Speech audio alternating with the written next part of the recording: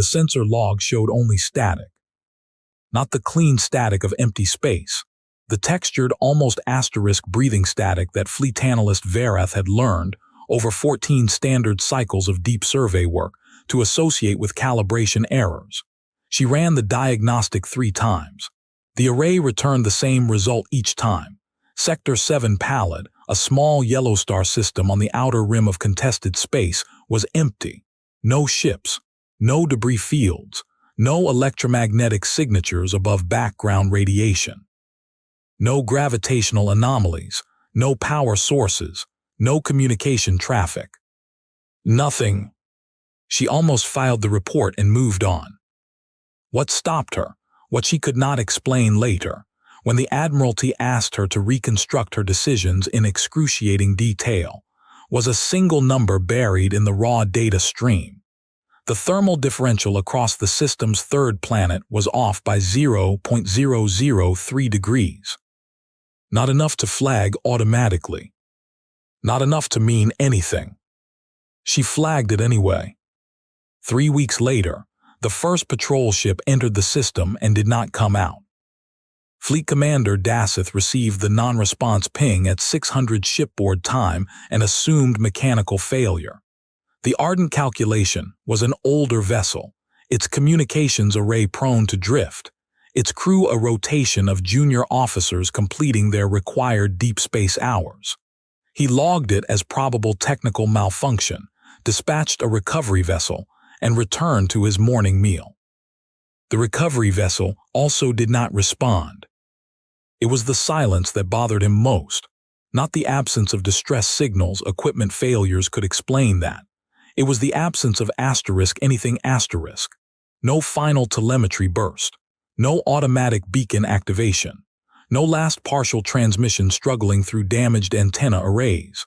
Ships that died in deep space left evidence of their dying. They broadcast, even in fragments, because every system aboard was designed to broadcast until the last instant of available power. The Ardent Calculation and the measured response had simply stopped existing, as far as the sensor network was concerned. Retrieve the last confirmed telemetry, Daseth told his signals officer. Everything within 6 hours of last contact, and pull the original survey data for that system. Already pulled, sir. A pause. The survey logged the system as empty.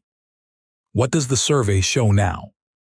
Another pause, longer this time. The survey still shows the system as empty, sir. Daseth set down his meal. That was the first mystery, though he did not yet know how many more were waiting inside it. How does a system that contains nothing swallow 2 ships whole? The second mystery arrived in the form of a report from the Biological Assessment Division, forwarded through channels that had no business forwarding it to a fleet commander, which meant someone had flagged it as relevant without understanding why. It was a profile, not a threat assessment, just a profile, the kind generated when a new species was cataloged for the first time. Daseth had received dozens of them over his career. Most were academic documents describing creatures that would never matter to fleet operations. This one was different only in its final line, which the analyst had apparently added as a footnote because it didn't fit the standard classification fields. Species displays voluntary pain tolerance significantly beyond survival necessity. Mechanism and evolutionary purpose currently unknown. Daseth read that line 4 times. He sent a query back to Biological Assessment, asking what system the species had been cataloged from. The answer came back within the hour. Sector 7 Pallid, 3rd planet. He stood very still for a long moment. Then he requested a full communication intercept scan of every frequency band across the region, not just the standard ranges, not just the ranges his civilization used. Every frequency, including the ones they'd classified as too inefficient for practical use. The signals officer brought him the results personally. We're getting transmissions, sir, across 17 non-standard frequency bands simultaneously. The signal architecture is, she hesitated, We don't have a classification for it. It's not military encryption. It's not civilian broadcast. It's not even communication in any format we recognize. It looks like. She stopped. Like what? Like navigation, she said, but not for ships. That was the third mystery. And unlike the first two, this one did not feel like it was waiting for an explanation. It felt like the explanation would make everything worse. Daseth spent the next 4 days reviewing what little his civilization knew about the species from Sector 7 Pallad's third planet, which was not much, and what it was not much of was increasingly unsettling. They were called, in the rough phonetic approximation the xenolinguistics team had managed, something that sounded like asterisk humans asterisk, bipedal, bilaterally symmetrical, warm-blooded and oxygen-dependent, which made them biologically unremarkable. Their technological development index placed them at roughly Tier 3 emergence, capable of interstellar travel, but only recently, their fastest ship slow enough that a Tier 5 civilization like Daseth's own could cross their entire surveyed range in the time it took them to cross a single system. On paper, they were not a threat. On paper, they were barely an inconvenience. The paper had stopped being useful roughly at the point where 2 of his ships vanished without a trace in their home system. He called a command briefing. The chamber filled with the usual faces, 4 sub-commanders, his chief strategist, his intelligence director, the biological consultant who had forwarded the profile that started this entire cascade. She was the one who surprised him first. "Before we discuss tactical response," she said, "I want to be clear about something the profile doesn't adequately convey." She pulled up a biological data overlay. "The pain tolerance data I flagged is not a minor outlier. In controlled observation, passive observation, they were never aware of us. We documented individuals continuing complex physical and cognitive tasks after injuries that would have rendered any species we have previously encountered non-functional. Not through pain suppression. Their biology doesn't have an advanced pain suppression mechanism. They felt the pain. They continued anyway." The room was quiet for a moment. "That's not strategy," one of the sub-commanders said. "That's malfunction."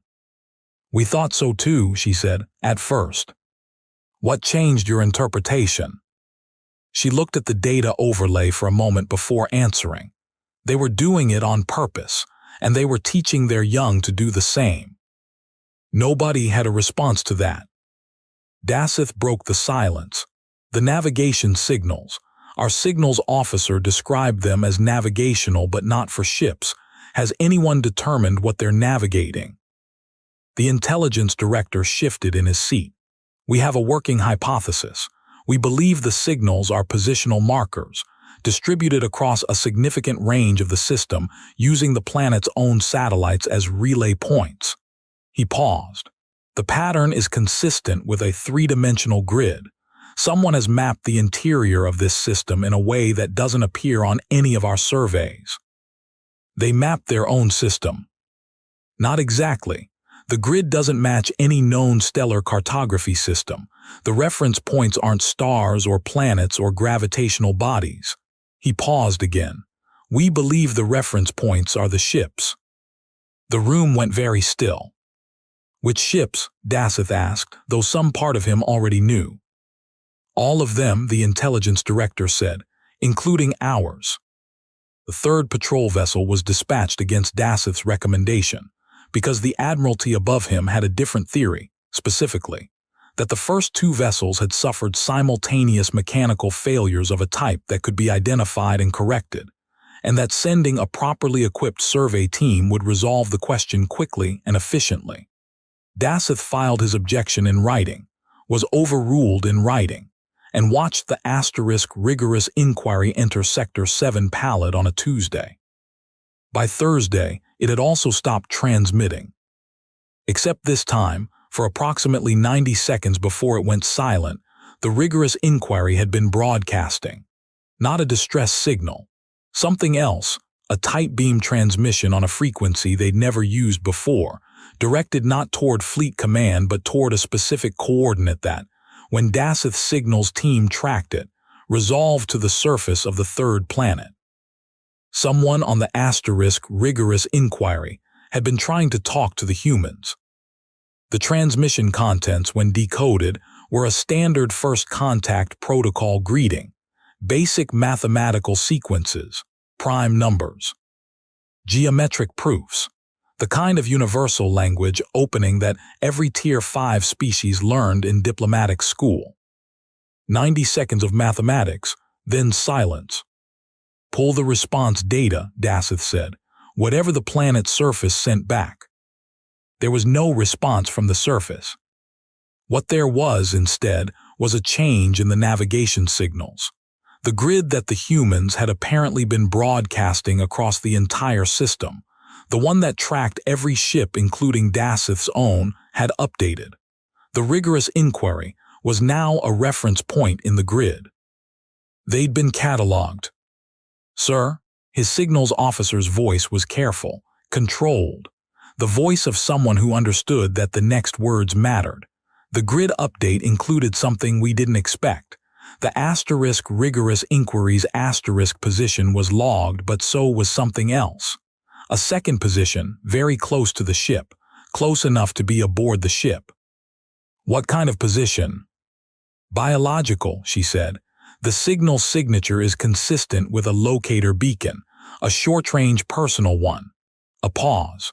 We think someone from the surface boarded the asterisk rigorous inquiry before it went silent. Daseth thought about that. He thought about it very carefully. 3 ships were gone.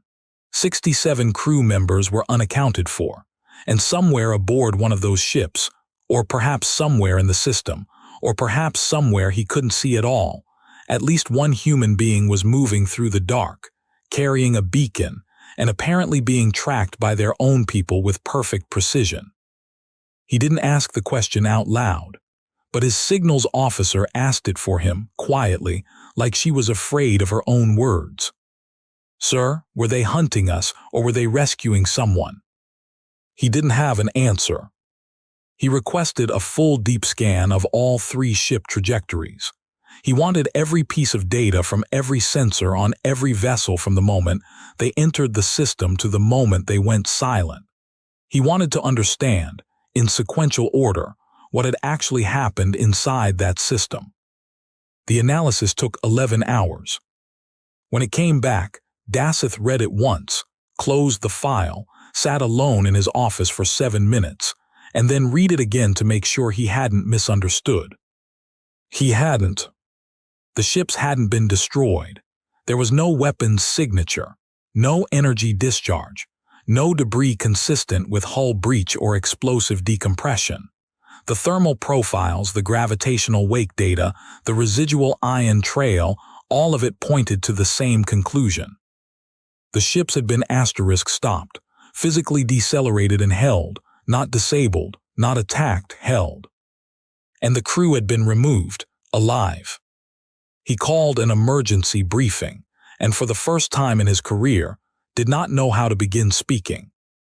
Here is what his civilization had understood about the humans up to this point, that they were a young species, newly spacefaring, biologically unremarkable, technologically inferior by at least 2 development tiers, and in possession of a single inhabited system. They had, as far as any survey could determine, no fleet, no weapons capable of threatening Tier 5 hardware, no advanced propulsion, no significant industrial output beyond their home system. Here is what his civilization had not understood, that the humans had been watching the approach of Tier 5 civilizations for 60 years. This was the thing the Rehook revealed, not as a dramatic announcement, but as a buried timestamp in a communications intercept that his intelligence team had dismissed 3 months earlier as internal civilian traffic, and only now, re-examining, understood for what it actually was. 60 years ago, a human radio observatory had detected the edge of Tier 5 expansion, not as a threat, not as a diplomatic event, as data. They'd recorded it, analyzed it, shared it through an open civilian network and begun preparing. Not with weapons, They had not built weapons. They'd built something else, something that took 60 years and the coordinated effort of every nation-state on their planet. A project of such staggering collective commitment that the intelligence team had initially dismissed it as impossible, because no species committed to a 60-year unified project without fracturing. Humans had. The project was the grid. The navigation system was not navigational. It was not a positional tracker for ships. It was an active defensive web. Thousands of individually small, individually undetectable units distributed through the entire system, powered by the solar output of the star itself, capable of generating the localized gravitational interference that had stopped 3 Tier 5 vessels cold. The humans had not fought back. They had prepared a net. And for 60 years, they had kept it secret. Not through government suppression. The intercepts made clear that the knowledge was public, that millions of individual humans knew about it.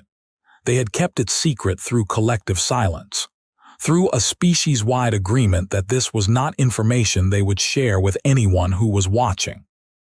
They knew we were watching, Daseth said, flat, not a question. For at minimum the last 12 years, his intelligence director confirmed. There are references in the civilian traffic to observers. They knew. And they still said nothing. They said nothing. Daseth stared at the data. 60 years. Every species his civilization had ever encountered had revealed their defensive preparations the moment they suspected surveillance, either as a deterrent display or as a panicked reaction. Every species had behaved as he would have behaved, as any rational civilization would behave, showing capability when watched. The humans had hidden it. Not to launch a surprise attack. There was no offensive capability in the grid at all. They'd built a net, not a weapon, and they'd hidden it, and they'd waited, and when the ships came, they'd used it to take prisoners without firing a single shot. They didn't want to kill us, Daseth said slowly. They wanted us in the room. We believe so, yes. Why? Nobody answered, because nobody knew. He sent a communication, not a military frequency, not encrypted, not formatted in any diplomatic protocol. He sent it on the same civilian band that human open networks used, addressed to no one specific, and he wrote it in the mathematical framework that the asterisk rigorous inquiry had used in its final 90 seconds, because it was the only language they shared. It said, "We are listening. What do you want?" The response took 4 hours. When it came, it was not mathematics.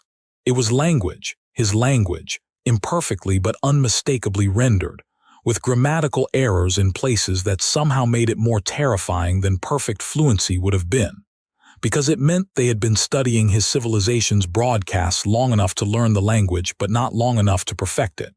And that gap represented a specific quantity of time and effort he didn't want to calculate. It said, "We have your people. They are not harmed.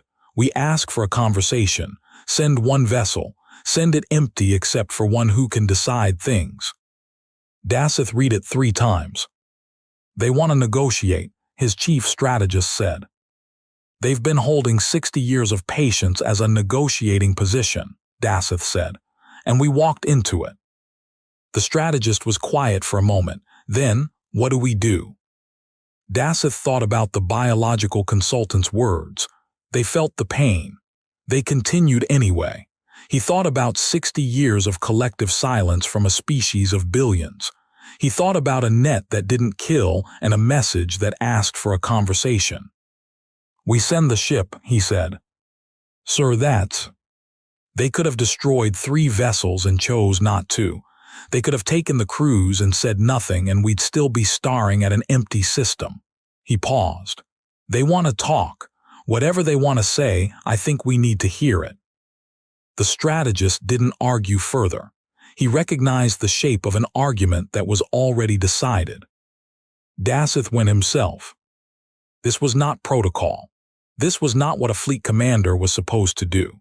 He submitted the appropriate forms requesting special dispensation, was denied, submitted again, was denied again.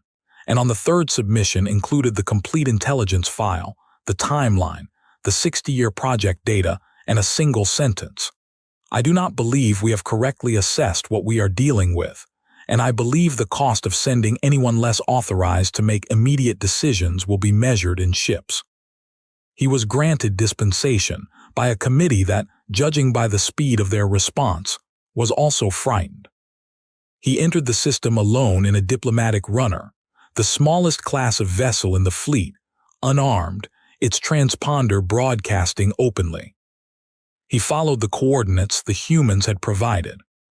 The system looked empty. His sensors showed him nothing, not even the gravitational signatures of the grid that he now knew was everywhere around him. "You've gone silent," he said aloud, to no one in the ship and possibly to someone he couldn't see. A response came through the runner's communication system, on a frequency it shouldn't have been able to receive, which meant something outside the ship was broadcasting directly into his internal systems. "We wanted you to understand what the first 3 crews felt." The voice was translated through some system he didn't have access to, into his language, accented, imprecise but comprehensible, not the message he'd received, a voice. "You're aboard my ship," he said. "No," a pause, "but we can reach your ship. We wanted you to know that we can." He kept his hands still and his voice level. "Then you have my attention." "We know," the voice said. "You've had ours for 60 years. It was a woman's voice.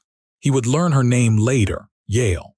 She held a rank that translated, imprecisely, as asterisk coordinator, not a military title, not a diplomatic title, but an administrative one, the kind given to someone who managed complex long-term projects. She had been involved in the grid project for 23 years. She was 41 years old by human reckoning. She had not been elected to this conversation. She had been selected because she had been the one to design the communication system that allowed her to speak into his ship's internal broadcast, and the humans had decided that the person best equipped to explain what they'd built was the person who built it. "You stopped 3 of our vessels," Daseth said. "You removed their crews. That is an act of war by any standard definition." "By your definition," Yale said. "By ours, it was an invitation. Your invitation left 67 people missing. Your people are alive, healthy, informed." Another pause. "We didn't take them as hostages, we took them as witnesses." The word stopped him. "Witnesses to what?" "To what we've built, to what we're offering." Her voice shifted slightly, not softer but more careful. "Commander, your civilization is expanding. You've absorbed 11 systems in the last 40 years. We know the process. We've read your public records. We've studied every species you've absorbed. We know what absorption looks like." He didn't respond. "We're not asking you not to expand," she said. "We understand the mechanics. We understand the incentives. We are asking you to understand what you're looking at before you decide what to do with it." "And what are we looking at?" She told him. It took 3 hours. He sat in the diplomatic runner in the middle of a system that his sensors insisted was empty, and she talked, and he listened, and every 30 minutes or so one of his assumptions collapsed and he had to rebuild his understanding from the new foundation. The grid was not, it turned out, a defense. It was a demonstration. The humans had spent 60 years building a system they knew was insufficient to stop a full Tier 5 military fleet. They knew it from the beginning. The math was not complicated. You couldn't build enough gravitational disruptors from a single star's output to stop an organized assault by 300 warships.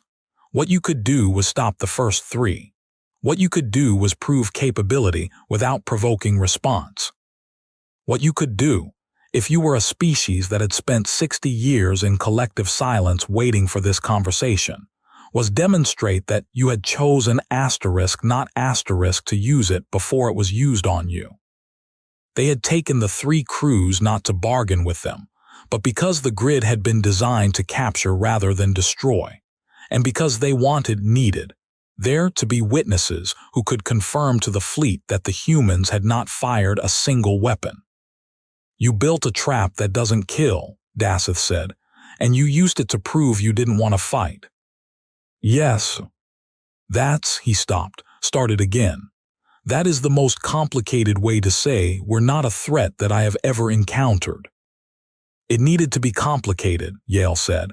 "A simple statement doesn't require 60 years. Simple statements are ignored. We needed you to understand that the decision not to harm you was a choice. A specific, sustained, deliberate choice. We needed you to understand that the alternative existed." The runner was very quiet. In the silence, he became aware, slowly, of something he should have noticed earlier, a very slight vibration in the hull. Not mechanical, not the normal signature of the life support system or the engine management system. Something outside was running its fingers along his ship. "You're scanning me," he said. "We've been scanning you since you entered the system," she said. "We've been scanning your fleet since it entered this sector." "With what capability?" A pause. "Commander, we have 67 of your people. They've been here for between 1 and 3 weeks. During that time, we have had access to their biology, their technology, their communications architecture, and their individual knowledge." Another pause. "We've learned a great deal." He absorbed this slowly. They had used the captured crews not as hostages and not merely as witnesses, but as information sources. Not through interrogation. He didn't believe they'd been harmed. Nothing in the biological data suggested torture, but through proximity. Through the simple fact that curious humans and isolated Tier 5 crew members, given enough time together, would talk. His people had talked. Of course they had. They'd had no reason not to. They'd been, by every account he was now constructing, treated well. Given food that was biologically compatible through a process he didn't want to examine too closely.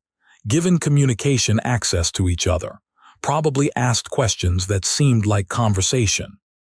67 crew members had spent weeks answering questions they didn't know were important. "What did you learn?" he asked, and hated how small his voice sounded. "Enough," Yale said. "Enough to know that the conversation I want to have with you is not about whether you'll absorb our system. It's about what absorbing our system will actually cost you." His blood pressure did something he would describe to his physician later as unpleasant asterisk. "Is that a threat?" "No," she said. "It's a calculation." Her voice was completely level. "We are one planet. We have limited ships, limited weapons, limited industrial capacity. You have all of those things in excess. We cannot win a war against you. We have never believed we could." "But we are very, very good at not dying," she said, "and we have been practicing."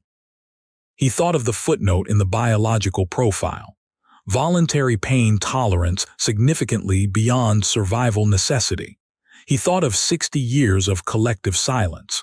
He thought of a net that could stop 3 ships and hadn't been designed to stop more because stopping more was never the point. "How good?" he asked. "Good enough that absorbing us will be the most expensive thing your civilization has ever done," she said. "Not because we'll destroy your fleet, because you will spend 100 years trying to end a conflict that we will simply refuse to let end. We will lose every battle. We will not stop." A pause. "We will teach our children not to stop. We will make asterisk not stopping the central fact of our civilization for as many generations as it takes. And your civilization will spend a century pouring resources into a system that never becomes fully yours." The diplomatic runner hummed, with the vibration of something he couldn't see. "We don't want that," she said. "We're not trying to threaten you into backing down. We're trying to tell you what you're actually looking at so you can make a real decision instead of an easy one." "And what would a real decision look like?" "Conversation," she said. "Actual conversation, not absorption, not alliance as a precursor to absorption, trade, information exchange, mutual recognition." A pause. "You are Tier 5, we are Tier 3. We understand that the difference is enormous. We are not asking for equal standing. We are asking to be a known quantity, a recognized entity, something you've chosen a relationship with instead of something you've processed. The silence stretched between them. He thought about the Admiralty. He thought about the committee that had taken 3 attempts to grant him dispensation. He thought about the cold, clean logic of expansion that had guided his civilization for 400 years. The simple mathematics of growth, of resource acquisition, of territorial consolidation that made sense in spreadsheets and strategy documents, and didn't account for species that spent 60 years being quiet. He thought about what it meant that they'd built a net, not a weapon. "I don't have the authority to make that decision," he said. "We know," Yale said, "but you have the authority to go back and tell them what we are. Accurately, that's what we need you to do. And the crews, the 3 ships. When you return, the crews will be returned. In their ships, the ships are undamaged." A pause. "We didn't want your ships, we wanted this conversation." He sat with this for a long moment. Something had been nagging at him since she said "we will not stop," and he finally identified it, the biological profile, the pain tolerance. He had assumed it was a curiosity, an evolutionary artifact, something that hadn't been fully explained. "The pain tolerance," he said. "In your biological profile, it was flagged as unexplained. What about it? Is it related to this, to not stopping?" The pause this time was longer than any of the others. "Commander," she said finally, "in our history we have repeatedly survived things that should have ended us. Disease, war among ourselves, climate collapse, near-extinction events that any actuarial model would have called unsurvivable." Her voice was very steady. Every time the species that existed on the other side was slightly different from the one that went in. Not stronger exactly, not smarter, just more okay with the cost. Another pause. "The pain tolerance is not separate from what we are. It is what we are. Suffering does not feel to us the way it feels to species whose every survival instinct is oriented toward avoiding it. We register it. We account for it. We continue." He was quiet for a very long time. "That terrifies me," he said. "I know," she said. "It was supposed to." He left the system, and he did not look at his sensor display on the way out, because he knew it would still show him nothing, and understanding why it showed him nothing was worse than the mystery had been. The 3 crews were returned within 6 hours of his departure, exactly as promised. 67 individuals, aboard 3 undamaged ships, who had spent between 1 and 3 weeks as guests of a Tier 3 civilization, and returned with stories that kept the intelligence division occupied for months. The stories were not about captivity. They were about conversations, about food shared across biological barriers that required engineering he still didn't fully understand, about humans who had asked, with what the crew members consistently described as *genuine curiosity*, about what it was like to grow up in a Tier 5 civilization, about what the crew feared, about what they loved, about whether they were lonely, which was apparently a concept humans considered important enough to check on in strangers. They wanted to know if your crew was *lonely. His intelligence director repeated, reviewing the debrief files. "Consistently," Daseth said. Multiple crew members reported being asked the same question independently by different humans. "Why does that matter to them?" Daseth looked at the data files spread across his desk. The grid schematics, the 60-year project timeline, the communication intercepts, the biological profile with its footnote about pain tolerance. He thought about a species that built a net instead of a gun, and then asked its captives if they were lonely. "I think," he said slowly, "that we may have been fundamentally wrong about what kind of species this is. We assessed Tier 3, the technological data supports. I don't mean technologically," he paused. "I mean what they're for asterisk, what they're oriented toward, what the engine of them is." He gathered the files. Every species we've encountered at this development level is consolidating, building outward, securing resources. That's the developmental logic at Tier 3: expansion, acquisition, self-preservation through growth. And humans. Humans built a net for 60 years and then asked our crew members if they were lonely. He shook his head. They're not building outward. They're building *inward. Whatever they're trying to become, it's not what we're trying to become. He sent his report to the Admiralty. The full report, not the tactical summary, not the risk assessment matrix, but the entire thing, including the 3 hours in the diplomatic runner, including Yale's words verbatim, including his own conclusions, which he was aware would be received poorly. The Admiralty took 11 days to respond. Their response was not an order. It was a question. Do you believe the cost assessment she provided is accurate? He wrote back a single word, yes. They took another 6 days. The authorization that came back was not the conversation humanity had asked for. It wasn't recognition, or a trade agreement, or anything that resembled the relationship Yale had described. It was narrower than that, more cautious, hedged with conditions that made his strategist wince and his intelligence director calculate worst-case scenarios for 3 weeks straight. But it was a response that did not begin with fleet mobilization orders. He considered that a start. He never spoke to Yale again directly. The subsequent negotiations, if they could be called that, being less negotiations and more a slow, halting process of two civilizations learning to be in the same room, were handled by a team assembled specifically for the purpose, by people who were better at patience than Daseth was. What he kept was the question. Not the grid, not the 60-year project, not even the moment when she told him about the pain tolerance and what it meant. What he kept was the thing she'd said when he asked what a real decision would look like. Conversation, actual conversation, not absorption. He had carried that through 11 subsequent postings, through a career that was shaped, permanently and irrevocably, by 3 hours in a diplomatic runner in the middle of a system that his sensors still insisted was empty. He had used it in briefings and strategy sessions, and in the single recorded speech he gave to the Tier 5 Expansion Council 3 years after the incident, when they were debating how to classify the humans, and he stood up and said, quietly, that he didn't think human beings were classifiable in the standard framework, and when pressed to explain why, said this. Every species we absorbed because we understood what they wanted and were able to make the calculation that we could provide or deny it. Humans want something we don't have a catalog entry for. They want to be known accurately. They want the entity across from them to understand what it is actually looking at. He paused.